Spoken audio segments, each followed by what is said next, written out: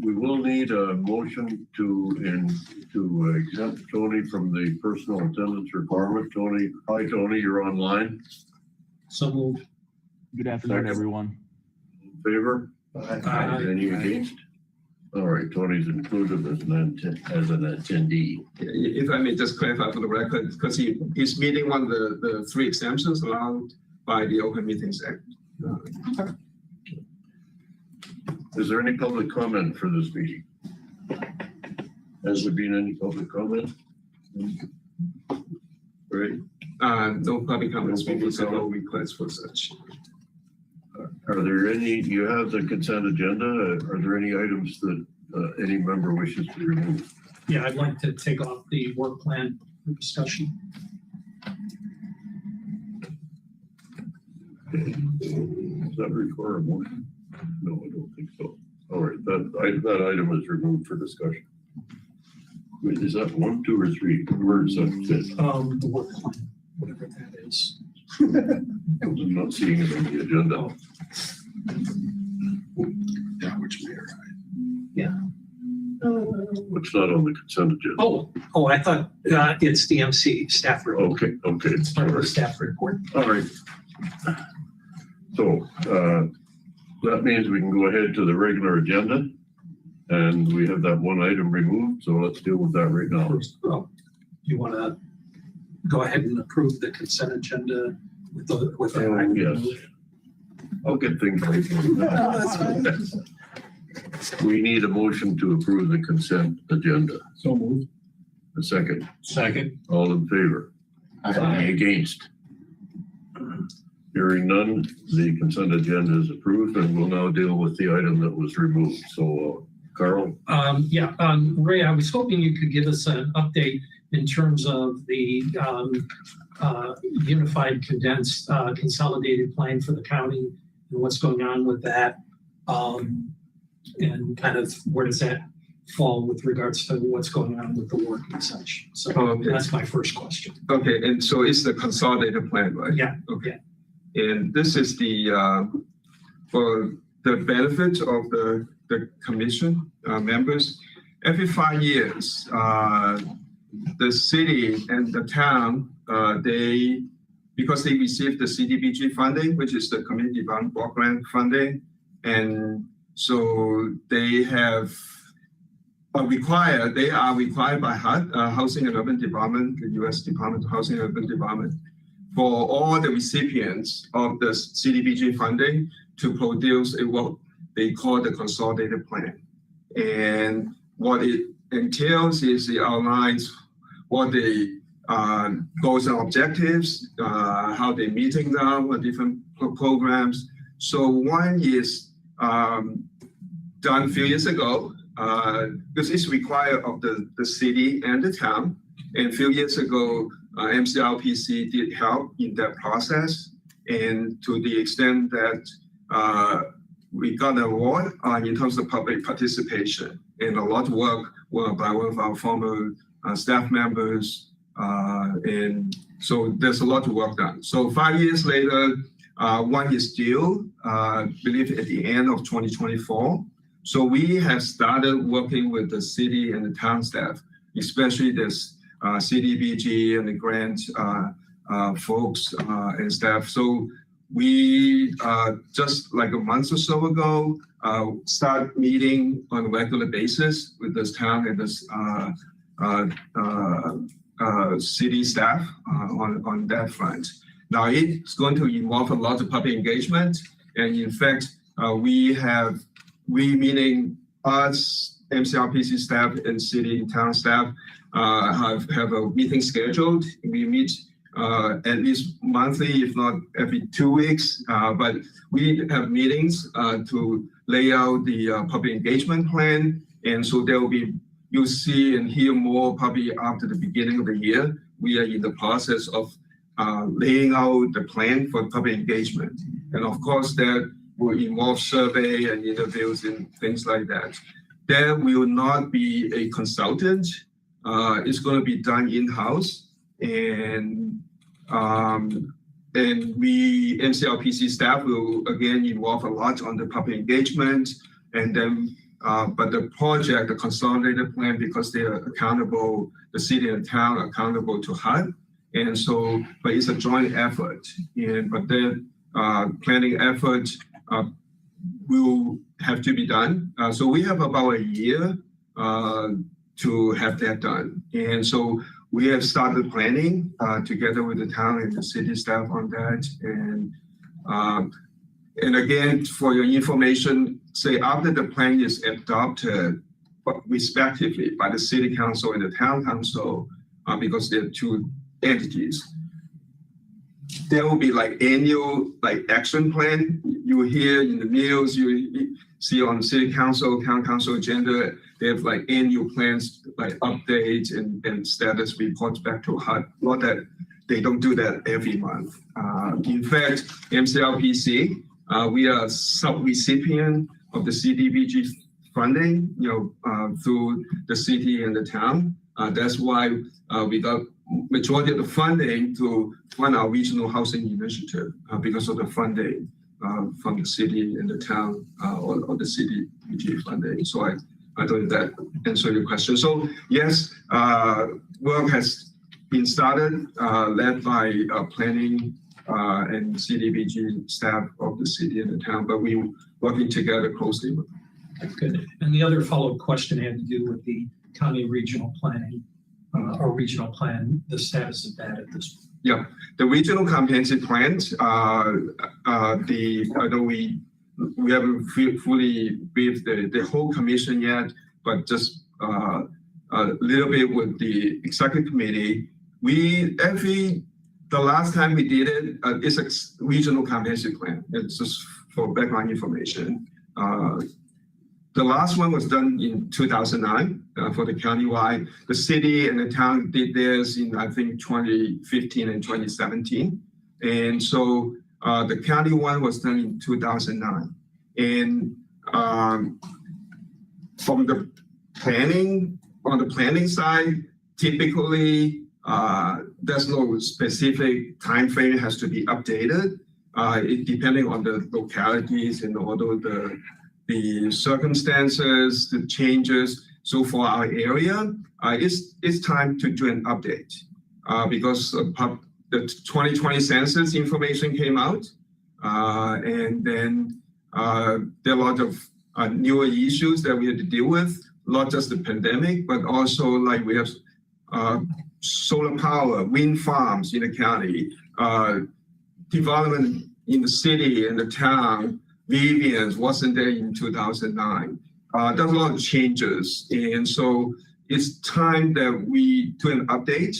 And that was agreed upon by the planning directors in the city and town and the county, building and zoning and us. And so we agree that we'll have one started. So MCRPC staff has started some background information because for planning process, usually we start with data collection, data analysis, and then looking at vision, and then looking at different alternatives and recommendations. So we are although you haven't heard much about it, but behind the scene, staff has worked on some of the background information and data collection, some mappings. So to the point that when we are ready, then we'll call for a steering committee, and we have some names already because the executive committee has approved a list of names and organizations represented.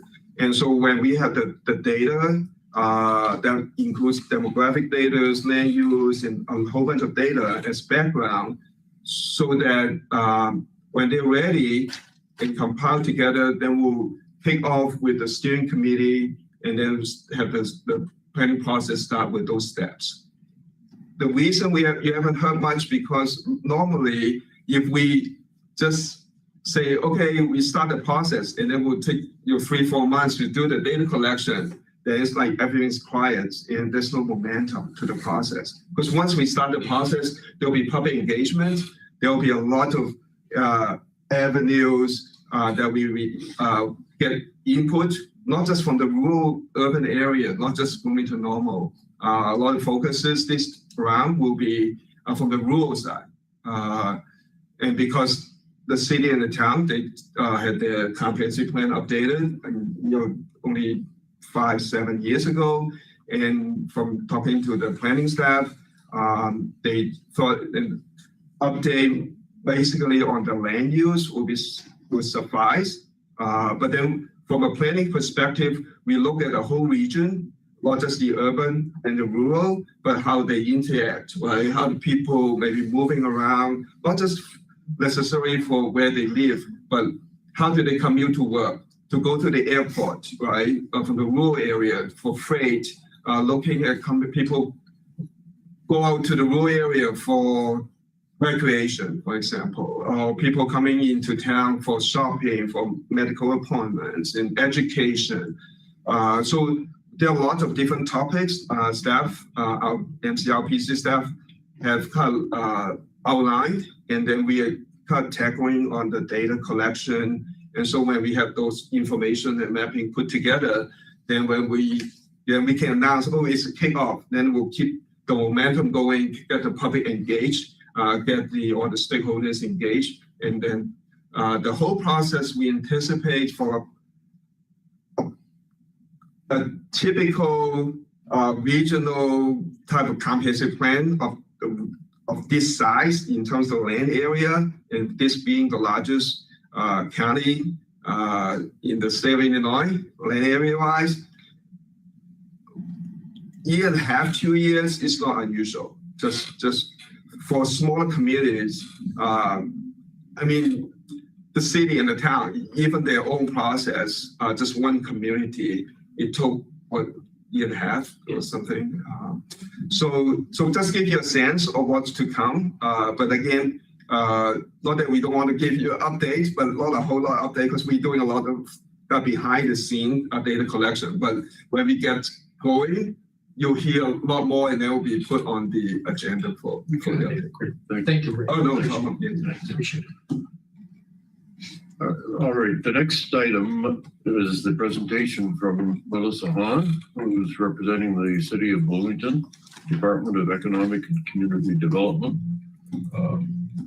Melissa, if you would like to introduce yourself any further than that brief introduction, please do. And tell us a bit about you're going to tell us about your department. So Yeah, we no, thank you for having me and allowing me this opportunity to talk to you about the City Economic and Community Development Department. As mentioned, I'm Melissa Hahn, I'm the director. I've been with the City of Bloomington now for 7 years. Prior to that, I did work in another municipality, so I'm up to around about 22 years of municipal experience at this point. Prior to that, I worked in finance. So if anybody's doing the math on that, I'm about 29. It's hard to believe I've had a career that long already. But since being at the City of Bloomington, I started in administration. I became the Director of Economic Development in 2019 and the Director of Economic and Community Development in 2020. So right in the middle of COVID. I like a challenge, but sometimes you got to be careful what you're willing to take on. So to tell you a little bit more about the department, what makes up the Economic and Community Development Department, we are a department of 6 divisions. One division that I did not put a slide in here for that I do have to mention, because otherwise I will be in trouble, is our administrative division. And that really consists of our support staff and our administrative programs manager, who really, they are the front door of the department. They are the first point of contact for customers. They do an amazing job. They help manage everything from somebody wanting to come and fill out an application for a grant to filing a property maintenance complaint to registering a rental property. So they really have a variety of things that they have to be knowledgeable about, and they really are the backbone of the department. So didn't put a slide in here, but I definitely had to mention them in this. So we are right now at about 38 full-time staff. We have 3 seasonal staff members. So like for our community enhancement division, as I'll get into, During the summer months when we're getting more grass and weeds complaints, we bring on somebody just strictly to focus on that. Obviously don't need them the rest of the months of the year. We also have seasonal staff that we bring on to help with grants if we have kind of a limited amount of grant funding. And then also with our some of our economic development programs, we have some seasonal staff with that as well. So the department, as you'll see, is responsible for 7 boards and commissions. We have 10 budgets, responsible for many chapters of the city code. And our goal really is to create a strong, healthy, and safe community for everyone that lives here or is visiting. So the first division I'll kind of get into is our economic development division. They're responsible to attract, retain, expand, and revitalize the community. They do that through a variety of programs and tools, one of those being site selection. We work very closely with the local real estate group, just being knowledgeable of what's available, working with property owners, making sure that we're aware of what's out there, that it's being marketed. We work very closely with the EDC, who is really responsible for our LOIS, which is our Location One Information System, which has a variety of buildings and properties available within the county, the town, the city, and the county. So we work with the EDC to make sure that when there are things available within the city of Bloomington, that those are being posted on the site for people to be aware of. They also do business retention and expansion. So if there's a business owner that's needing help, they're having workforce issues or needing to be connected maybe with grant funding or something similar to that, that staff works with that as well. They also manage all of our development agreements that we have currently, whether it's just a private development agreement or a development agreement inside one of our TIF districts. They manage our TIF districts. We currently have 3. We have a downtown Southwest TIF district. We have our downtown East Washington TIF district, and we have our Empire Street TIF district. All of these are on our website. So if you just, ever have some free time and want to go perusing, I will provide at the end a link to our department website. But we do have all of our TIF districts on there. You can see exactly where they're located, what buildings are within there. They are fairly small within the community. The downtown Southwest really only encompasses about 2 blocks, a few buildings within the downtown. The downtown East Washington really was established for a vacant parcel that the city owned, and then also the former Bloomington High School or junior high, depending on when you went there. That building, which has now been renovated into low-income senior apartments. It's gone over very well. It was immediately full, and as they've had a waiting list as well. So really a great redevelopment project there. Our Empire Street TIF district, that is pretty much encompasses the shopping center where you've got Dick's and Home Goods, that area a little across the street where the former bowling alley was, which hopefully everybody's seen is currently under development right now. And then it goes all the way down to the high school and incorporates the high school property as well. So they've been able to do some improvements with their property under that TIF. As part of the management of our TIF districts, this division is responsible to be the liaison to our joint review board. That's who oversees our 3 TIF districts. Along with the economic development staff, which there are 2, senior economic development specialist and then an economic development specialist. This division also includes our downtown development specialist, and there are 2 of those. Those 2 individuals are responsible really to focus on the revitalization of the downtown. So they work very closely with the businesses, helping them with any needs that they have, making sure that they're being connected with other city services if they're having any concerns in the downtown. The downtown development staff also manages our citywide special event permitting process. So anybody wanting to use the right of way. So if there's a run, a parade, a concert in the street, anything like that, that staff manages that citywide process. Last year, we issued about 65 special event permits. So we get quite a lot. They also manage our farmers market. So hopefully everybody's aware of that we do outdoor May through October and then indoor November through April. So they are responsible for managing that with all of our vendors. With our farmers market, they also manage our Link Match program. And this is a program that we apply for and receive funding every year. So anyone in the community that's receiving Link through the state of Illinois, we offer a match program so they can come to the farmers market. If they buy $20 in Link tokens using their Link benefits, we will give them another $20 so they can actually get $40 worth of fresh vegetables and fruits while they're at the market. So we're very proud of that program. The staff also manages all downtown events like First Friday, Saturdays on the Square, all of the downtown social media website, and then just the overall kind of maintenance and beautification of the downtown. So that was one division. Our next division is the planning division, which obviously works very closely with regional planning. And they're responsible for all of our short and long range planning, preservation, and zoning. So this staff is comprised of 2 city planners and 1 assistant city planner. And so they manage every land use application coming in, whether that's for property to be annexed, any type of rezoning, map amendments, a special use, variance, or a certificate of appropriateness. This division is responsible for 3 of the 7 boards and commissions, and that includes the Planning Commission, the Zoning Board of Appeals, and the Historic Preservation Commission.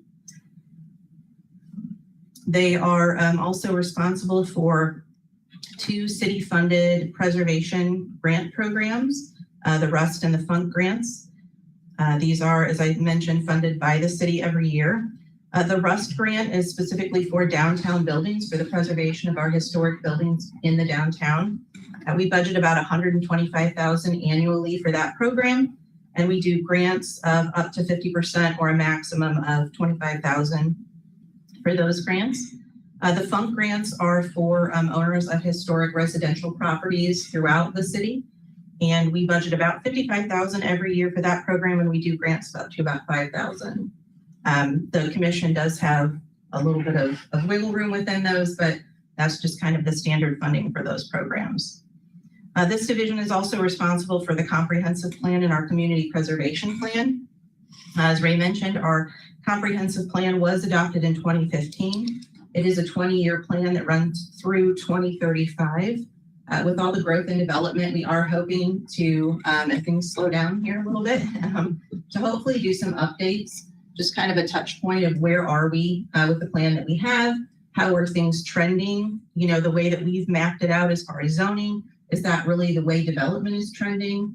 How are things looking within our commercial districts? Are we really seeing housing where we thought we're going to go organically? And so especially as that work's being done on the community plan or the county plan, we're hoping to do some updates along the way as well. Our community preservation plan is really the guiding document for our Historic Preservation Commission. So that's really what informs their work plans and what their goals are. And that plan was adopted in September of 2021.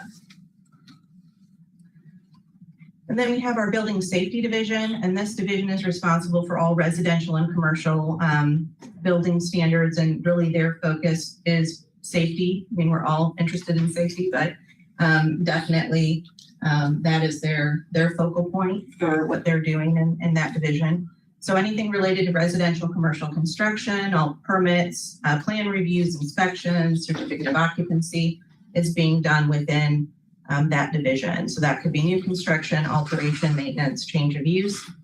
This division also houses our fire inspectors. Some communities have their fire inspections, actually they're part of the fire department, but here at the city, they are part of our building safety division. So right now we've got 3 fire inspectors, and so they go out and inspect all of the commercial properties within the city to make sure that they're maintaining the appropriate fire systems and exits and things of that nature. One really cool thing about our fire inspectors is they're all certified to issue pyrotechnic permits. And so any event where we've got pyrotechnics at the arena, 4th of July, they get to go and inspect and be there while it's all occurring and making sure that it's being done in the appropriate manner. I keep trying to tag along, but I'm not certified, so I'm never invited. Then we've got our Building Board of Appeals that this division is the liaison to. If anyone wanted to appeal, they felt like whatever the code decision was, that is the avenue to make an appeal, is through that Building Board of Appeals. And then the other thing I'll just add is we do, as part of this division, they manage also our cross connection program, which is related to backflow devices for water. So that is managed with our administrative team as well. And then next we've got our Community Enhancement Division. And their goal really is to maintain that safe and beauty standard of our community. So they respond to all property maintenance concerns that we would get, whether that be, grass, weeds, or somebody having a vehicle in their front yard that's been abandoned, can really be a variety of things. So they respond to all of those concerns, and their responsibility really is to educate and enforce those city ordinances that we have in place to make sure that we're maintaining a certain standard within the community. And they do a fantastic job. As part of that, they work very closely with our legal department. We do have an administrative court. So if we get any ordinance violations that are not abated or things are rising to that level where it's just not being taken care of, we start with our city administrative court. If things still aren't resolved, they then move up to circuit court. So they spend a lot of time documenting for those things. But our goal really is to get compliance. That's really what we're working towards. This division is also responsible for our rental registration inspections. And we right now have over 12,000 rental units within the city of Bloomington. So they have plenty to keep them busy. They also manage our neighborhood preservation ordinance. This program was originally put in place mostly for derelict, vacant residential houses. So we still manage that program. There is a property that's vacant and derelict. They are required through administrative court to register as part of this program. They have to submit a plan on how they are going to bring their property up to code. And so we work with them through that program. As part of our neighborhood preservation ordinance in May of this year, we also added a vacant commercial building registration and inspection component to help stop the further blight of any vacant commercial properties that maybe aren't being maintained. So we did add that just this year. And then this division is the liaison to our property maintenance review board. Next, we have our grants management division. They also work closely with regional planning as well. And this division is administering all the programs and services for low to moderate income community members. Some of our grant programs include our CDBG funding, which we get from Housing and Urban Development. And because we are an entitlement community, we receive approximately about $500,000 every year. We have in the last few years had some carryover, but that is being spent down. So you may kind of continue to see that will continue to decline. We had also not only had carryover thanks to COVID, but then we were also getting COVID funding from Housing and Urban Development. So we did have quite an increase in funding that we had available. That funding focuses on, as Ray mentioned, has to follow what we've outlined in our consolidated plan and our annual action plan. And so most of that funding is related to rehabilitation of affordable housing, public service, so funding a lot of our nonprofits, and then also some public infrastructure in areas where we've got majority of low to moderate income households. And then we also provide funding through our Illinois Housing Development Authority. These are competitive grants that we apply for. Right now, we've got two programs through IDA. One is the Home Repair and Accessibility Program that IDA refers to as HRAP. because we have to work in acronyms. And so this program is focused on rehab work. It's roughly about $45,000 per unit. We were awarded $350,000. So far, we've expended about $86,000 of that. So if you know anybody in need, please have them reach out and apply. We also recently received the round 2 of the Strong Communities program through Illinois Housing Development Authority, and we were granted $103,000 for rehab and demolition. I wanted to mention that if we do get to a point where we do have to demolish a residential structure, we work very close with Habitat for Humanity and deeding the property over to them just to ensure that an affordable housing unit is built in place of that structure that had to be demolished. And they are fantastic.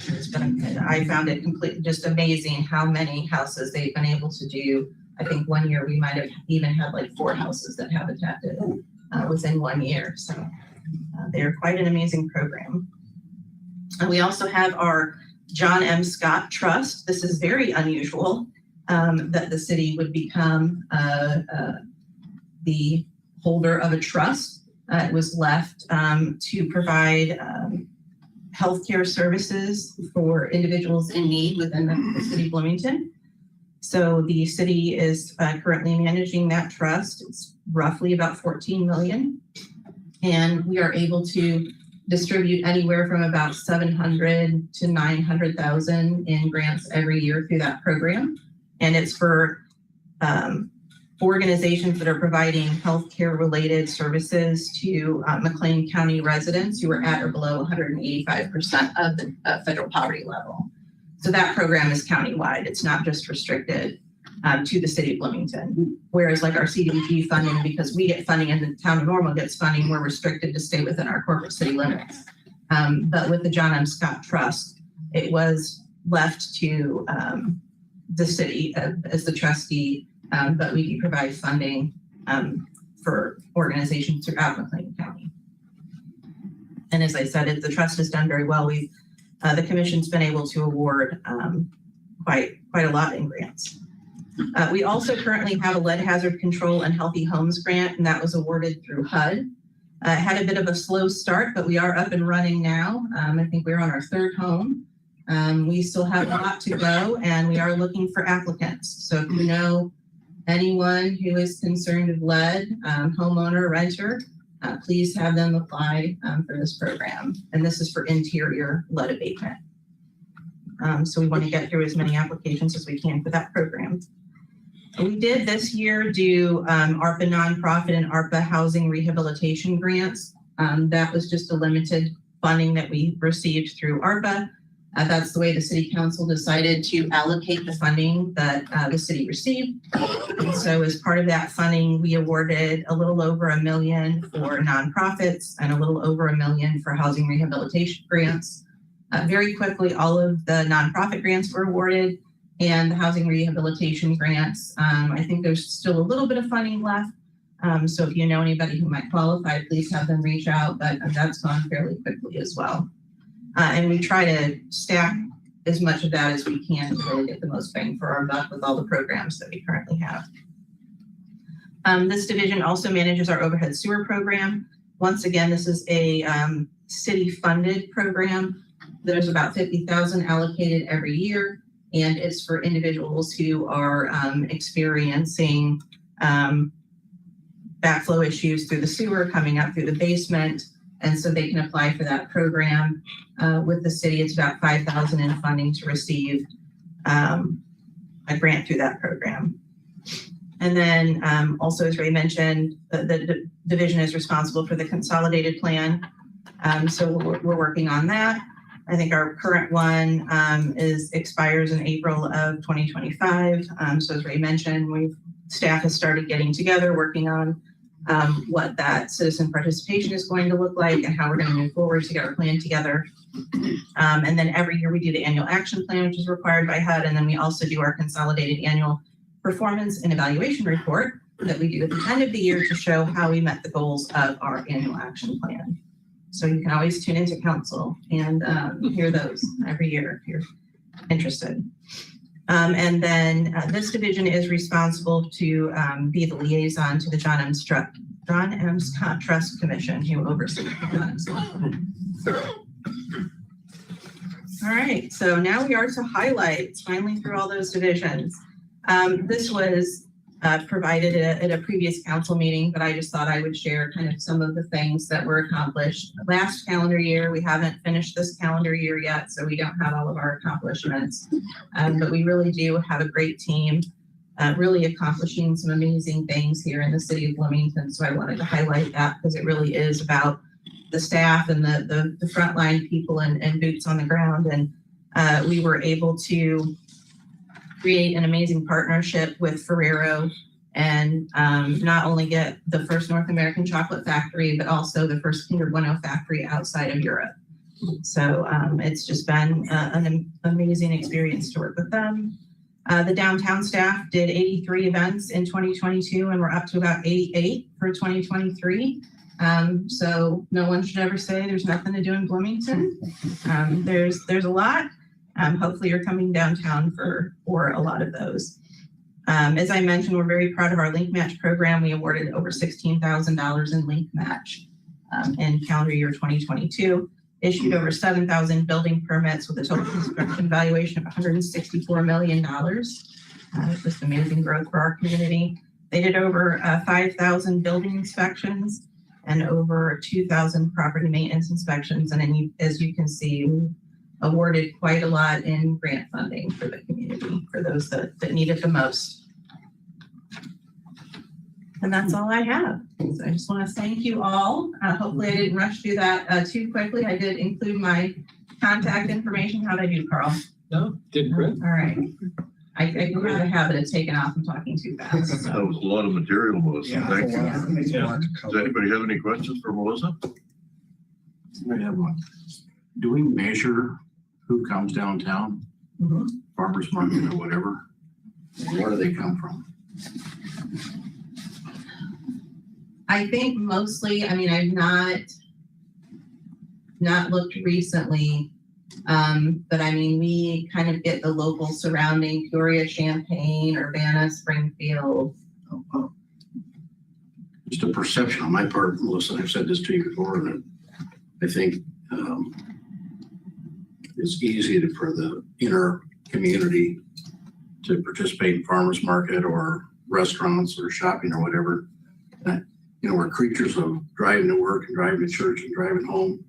But I always call them my 61705 people outside of veterans.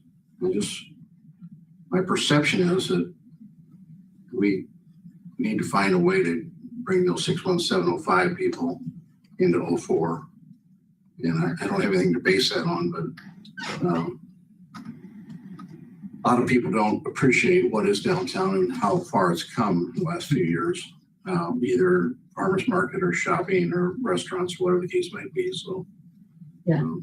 Well, if you have any miraculous ideas, please let us know, because we're always looking for new ways to really get the word out. We did do a mailer last year. I'm not sure if we'll continue to do that, but it did seem to make a little bit of a difference. We've tried some billboard and what we can. we used to have the yard signs that had the art. We love downtown. Mhm. I'd take one of those and put it in every yard in 61705.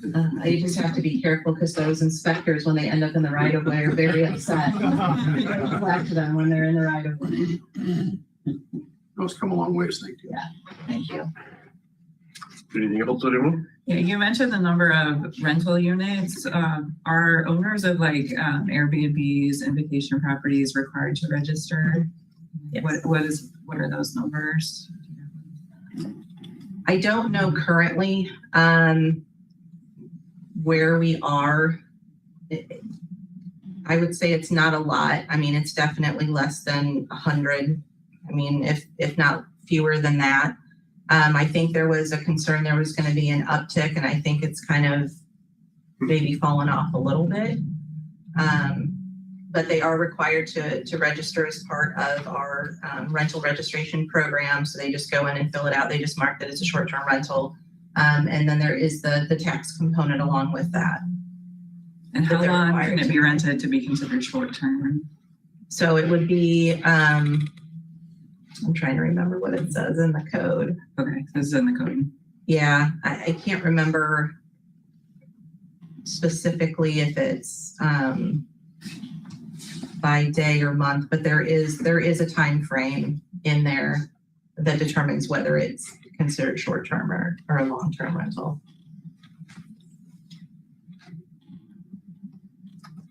You like that little plug for Ferrero, Ronnie? Thank you very much. Farrell's very happy to be here. We're expanding like crazy. Not as much as our Rivian friends, but but we're still very happy, and our Kinder Bueno project's slated to start up in June as scheduled. So yeah, so it's been really. And I'm expanding the cafeteria, and I'm expanding the locker rooms, and All good news. there's all kinds of things that come with that. So thank you. Yeah, well, if we need to The start community talking for to support. IBEW about moving them somewhere else, I'm just saying. I tried to buy We their could fit building. another. I tried. They didn't want to sell them. Okay. Any other questions? If not, we'll carry on with our other items for discussion. And I think Mark will go next.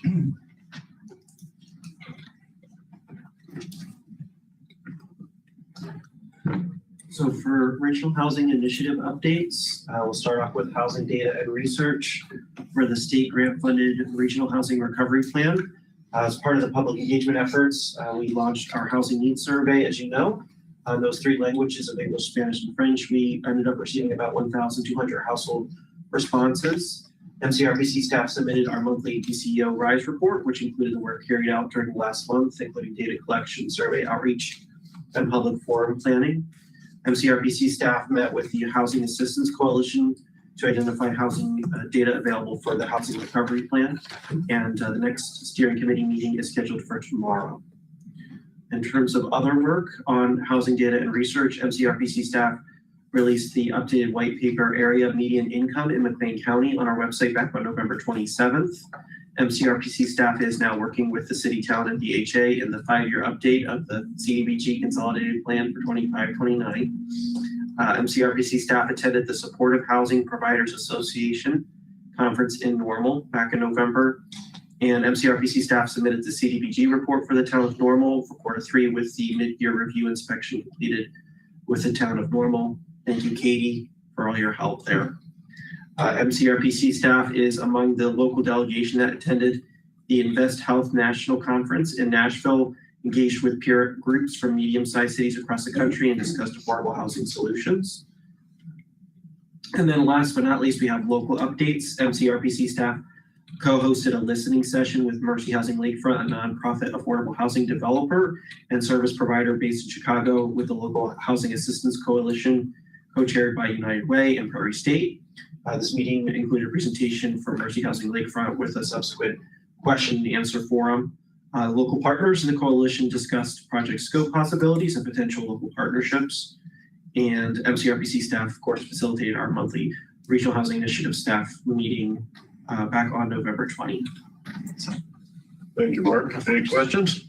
Mark, as far as ideas for affordable housing, like at that conference you went to, is there groundbreaking information to learn at those kind of things, or is everybody sort of dealing with the same thing? And are there a lot of different ways to approach that, or are we finding that it's a very similar problem with similar solutions? Every community has its own issues. I think what's really interesting to find out is that there's a lot more commonalities, but the resources, the main resources just being the people, that was kind of the overarching theme, that the people in the community are gonna be needed to make change and address these issues. So it was fantastic. I think what was really also important is talking about like the connection with health and housing, looking at social determinants of health, that, you know, if you don't have housing, it's hard to stay healthy. So it was really interesting. And then, I think that moving forward, hopefully that there's some collaboration grants that the Invest Health initiative will provide through the Robert Woods Foundation. And that would allow the opportunity for us to bring ideas to the community, whether that's temporary shelter or affordable housing for this, whatever that may be. So Thank you. Well, we're sort of a victim of our success, I think, a little bit in this community with Rivian and Burrow and all the different things that we used to have. We've got so many people coming in that Insurance company. yeah, there's a couple of those. They don't seem to be expanding as fast as our other entities. In fact, they seem to be leaving at the time.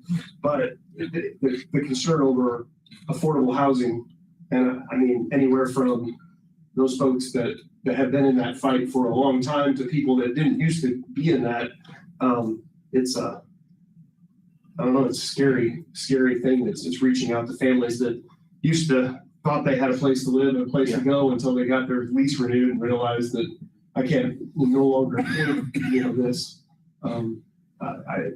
It's just a commentary on my part. I don't have any answers. I wish I did. no, I mean, and nobody. I think that's scary. nobody. One person has to eat all the answers. Yeah. I think everybody has something to offer. But yeah, that's been very interesting, and yeah, thank you for asking. Mark, are there any trends in the quantitatively in the homeless population in this community? So our steering committee for the regional housing recovery plan is actually exploring that. We have seen a steady increase in homeless population, and I will say that, kind of getting to your point, Bart, as home values increase with, that's kind of the downside. A lot of people are not able to afford their house, and some of them don't have family in the town. They end up in either temporary or long-term homelessness. So it's kind of the downside with the low vacancy rates and home values going up. Thank you. Anything else, anyone? Thank you. Of course. Okay, right? Yeah, thank you. This relates to the Vision Zero Go Safe action plan. Primarily is related to transportation safety, the grants that we received. In terms of the RACE grant, which is the Veterans Pathway Corridor Plan, although it's not just on safety because it's really multimodal, all purposes that the plan would serve. The last you heard was that we are still working with IDOT in terms of agreement, and that is finished about 99%. There's still some financing code thing that needs to be worked out internally with IDOT, but that one is about ready to go. That we are working on the RFP. That should be done pretty soon, and then after we get the approval to issue it, then we can go out for the issuance to look for consultants on that project. The other one is the SPR, the state, there's an IDOT grant, the state planning and research grant. So we have RFP also being reviewed, a draft already, and then so shortly that also will go out to the street, so to speak, for consent. That one is not just for consultant to do the planning, but it's more for marketing. It's like a marketing firm or entity that would have to coordinate different efforts to promote, to advocate for traffic safety. The other one, federal grant, SS4A, Safe Streets and Roads for All, federal grant. That one, because we have multiple partners, and we appreciate the local partners as well as IDOT for contributions for the measures, but because IDOT, the state is involved, there's some additional process because the internal processing paperwork. So that is, will have to be worked out too. So that's the kind of status on that. But given we have experience working on the RACE grant with IDOT on the paperwork, so hopefully the SS4A would go a little bit easier. So kind of the status, we have posted online. If you recall the short videos and long videos we've posted online. Thank you to Katie, Shane. I have to post those on our website, and then whoever other entities you would like to use, your school districts and whatnot, EDC or whoever help us to promote safety, traffic safety, please let us know. We're happy to share. So that's all. What's the update? Thank you. Anything else that anybody else would like to bring up at this meeting? I won't make it a motion, but I'd like to, at this meeting particularly, thank all of the staff for their efforts over the year. This is our last meeting for 2023. And so I'd like to thank you all, wish you a good holiday and great things happening in 2024. And the same for all fellow commissioners. So, all the best to everybody. And at that point, I'll ask for a motion to adjourn.